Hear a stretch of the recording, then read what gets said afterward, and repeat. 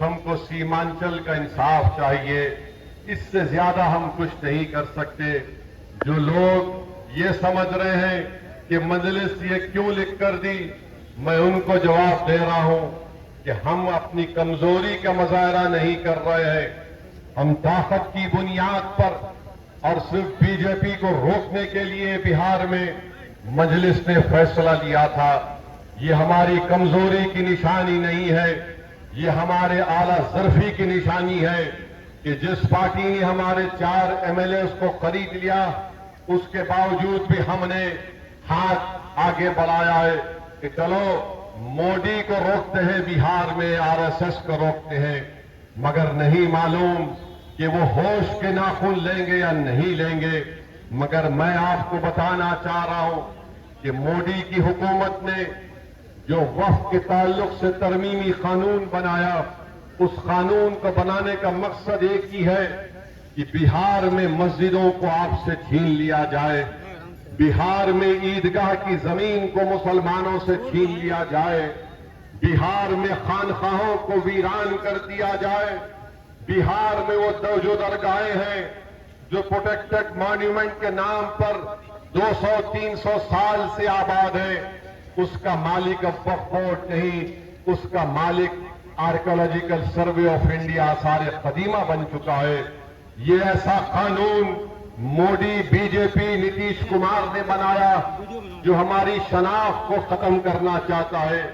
میرے عزیز دوستوں اور بزرگوں، اسی لیے ہم کو متحدہ طور پر اپنے کے ووٹ کا صحیح استعمال مجلس اتحاد المسلمین کے حق میں کرنا ہے۔ دنیا نے دیکھا کہ بھارت کی پارلیمنٹ میں نریندر مودی، امت شاہ کے سامنے اگر کسی نے اس وقف کے قانون کو کالا قانون کہہ کر پھاڑ دیا تو اس کا نام اسد الدین اویسی تھا۔ تو میرے عزیز دوستوں اور بزرگوں، مجھے یہ بات کہنے دیجئے کہ جب وقف کا قانون پاس ہو رہا تھا تو میرے دل کا ایک حصہ مجھ سے پکار کر کہہ رہا تھا کہ کاش اگر مجلس کے اختر الایمان اور امتیاز جلیل کشن گنج اور اورنگ آباد سے کامیاب ہو جاتے تو ایک اسد الدین اویسی کے ساتھ اختر الایمان اور امتیاز جلیل اگر کھڑے ہو جاتے تو شاید یہ وقف کا قانون بھارت کی پارلیمنٹ میں لانے سے پہلے نریندر مودی 2 مرتبہ سوچتا۔ مگر میرے بھائی، آج آپ کے پاس ایک موقع آیا ہے۔ اختر الایمان اکیلے بہار کی ودھان سبھا میں ہے۔ یہ 4 جو لوگ دولت کی بنیاد پر، جو دولت کو خدا مان کر اپنا ضمیر بیچ چکے، یہ بے ایمان تھے، جنہوں نے دولت کو ٹھکرایا اور جنہوں نے ایمان کا سودا نہیں کیا، اس کا نام اختر الایمان ہے۔ اس اختر الایمان نے اکیلے ہوتے ہوئے بھی بہار کی اسمبلی میں آپ کی تکالیف کو اٹھایا، آپ کے انصاف کی لڑائی لڑی، آپ کی ترقیاتی کاموں کو انجام دہی کا کام اور وہ مطالبات کو آپ کے ایوان میں رکھا۔ تو میری آپ سے گزارش ہے کہ کشن گنج سے، اس ودھان سبھا سے جو مجلس کا امیدوار ہوگا، متحدہ طور پر آپ اپنے ووٹ کا استعمال مجلس کے پتنگ کے نشان پر کریے۔ ڈرنے اور گھبرانے کی ضرورت نہیں ہے۔ ہماری لڑائی سیمانچل کی لڑائی ہے۔ ہم سیمانچل میں انصاف کو دیکھنا چاہتے ہیں۔ جس طرح گایا میں انڈسٹری اور فیکٹری کھولنے کا کام مودی اور نتیش کمار کر رہے ہیں، ہم پوچھنا چاہتے ہیں کہ سیمانچل میں کیوں نہیں ہو رہا ہے؟ سیمانچل میں ایمس کیوں نہیں بنتا؟ سیمانچل میں بلکہ پورنیا میں ہائی کورٹ کی ایک بینچ کیوں نہیں بنائی جاتی؟ علی گڑھ مسلم یونیورسٹی کا ایک کیمپس یہاں پر ہے جو بالکل خستہ حال بن چکا ہے۔ سیلاب آتا ہے، لاکھوں ایکڑ زمین کٹ جاتی ہے۔ میرے بھائی، آپ کو ایک ایسے نمائندے کی ضرورت ہے جو بہار کی ودھان سبھا میں جا کر خاموش نہیں بیٹھے گا، جو بہار کی ودھان سبھا میں جا کر گونگا اور اندھا بن کر نہیں بیٹھے گا۔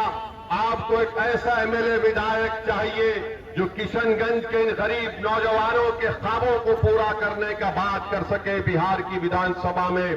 آپ جانتے ہیں کہ بہار میں قریب 60% آبادی 25 سال سے کم عمر نوجوانوں کی ہے۔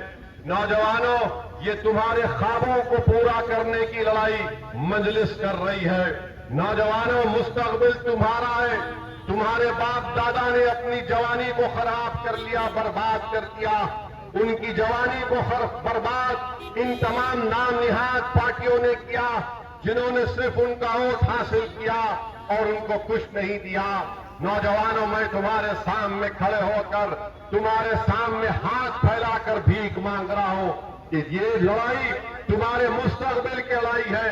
اگر آج تم متحدہ طور پر مجلس کو کامیاب کرو گے تو آنے والے 30-40 سال تک تم یاد رکھو گے کہ میں نے विधान सभा के चुनाव में किशनगंज हो या सीमांचल हो, अपने मुस्तकबिल के लिए मैंने अपनी पार्टी को वोट दिया और कोई इसमें शर्मिंदगी की बात नहीं है।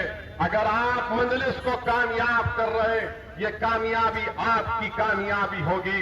अगर कोई जालिम ये कहेगा कि ओवैसी यहां पर मुस्लिम लीडरशिप को पैदा करने की बात करके समाज को तोड़ना चाहता है, तो मैं इन जालिमों की आंख में आंख डालकर पूछना चाहता हूं, बताओ, राजपूत का नेता हो सकता है, भूमिहार का नेता हो सकता है, कुर्मी कुशवाहा का नेता हो सकता है, ईबीसी का नेता हो सकता है, यादवों का नेता हो सकता है, पासवान का नेता हो सकता है, मांझियों का नेता हो सकता है, तुम्हारा सबका नेता हो सकता है।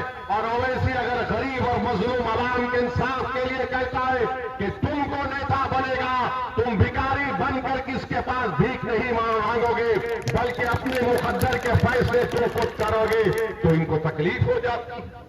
क्या बात कर रहे हो? तुम समाज को तोड़ना चाहते हो?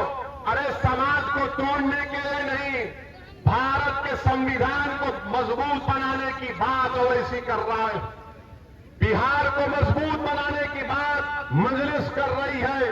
तुम सबके नेता हो, मगर बताओ, जब हम कहते हैं कि हमारा भी नेता होना चाहिए तो कहते नहीं नहीं, ये नहीं हो सकता, सब हो सकता है। अरे ये मुमकिन है और इंशाअल्लाह ताला इस विधानसभा में हम इस बात को पूरा करके दिखाएंगे। नेता तुम्हारा होगा, वोट तुम्हारा होगा, नेता तुम्हारा होगा इंशाअल्लाह ताला। अब वो बात नहीं चलने वाली है कि वोट हमारा और राज तुम्हारा नहीं होगा। वोट भी हमारा होगा और राज भी तुम्हारा होगा इंशाअल्लाह ताला।